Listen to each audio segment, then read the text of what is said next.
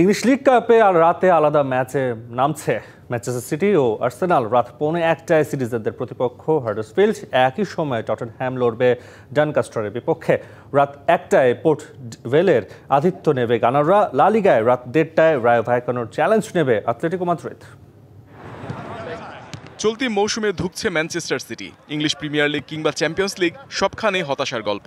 অতীতের মতো মাঠে খুব একটা দাপট দেখাতে পারছে না সিটিজেনরা। ইনজুরি সমস্যায় জর্জরিত দলটা চলতি মৌসুমে বাকি দলগুলোর চেয়ে পিছিয়ে পড়ছে। ইংলিশ লিগ কাপে মোমেন্টাম ধরে রাখার চ্যালেঞ্জ ম্যান সিটির। চতুর্থ রাউন্ডে যেতে সিটিজেনদের প্রতিপক্ষ অপেক্ষাকৃত দুর্বল দল হাডার্সফিল্ড। সে বিবেচনায় বেশ কিছু ফুটবলারকে বিশ্রাম দিতে চান কোচ পেপ গার্দিওলা।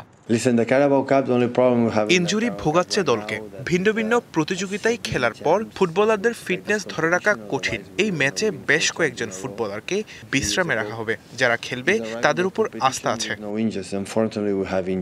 আরেক ইংলিশ জায়ান্ট আর্সেনাল অ্যাওয়ে ম্যাচে লড়বে পোর্ট ভেলের বিপক্ষে। ইনজুরির কারণে জেসুস, কাই হাভার্টস, মার্টিন ওডেগার্ডরা লম্বা সময়ের জন্য বাইরে থাকায় বিপাকে গানাররা। চোট কাটিয়ে বুকায়ো সাকা ও বেন হোয়াইটের ফেরা দলের জন্য স্বস্তির। মোমেন্টাম ধরে রাখতে হবে আমাদের। দলে ইনজুরি সমস্যা প্রবল, তবুও এগিয়ে যেতে হবে আমাদের। ফুটবলাররাও আত্মবিশ্বাসী। প্রতিপক্ষের মাঠ হলেও সর্বোচ্চটা দিয়ে লড়বো আমরা। লা লিগায় জয় ফেরার লক্ষ্যে লড়বে আতলেতিকো মাদ্রিদ। সবশেষ 5 ম্যাচে 3 ড্র ও 1 হারের বিপরীতে 1 জয় পেয়েছে আতলেতি। পয়েন্ট টেবিলে উন্নতি আনতে ভায়োকানোকে হারাতে চায় দিয়েগো সিমিওনের দল। Mohammad Nazim, DBC sports desk.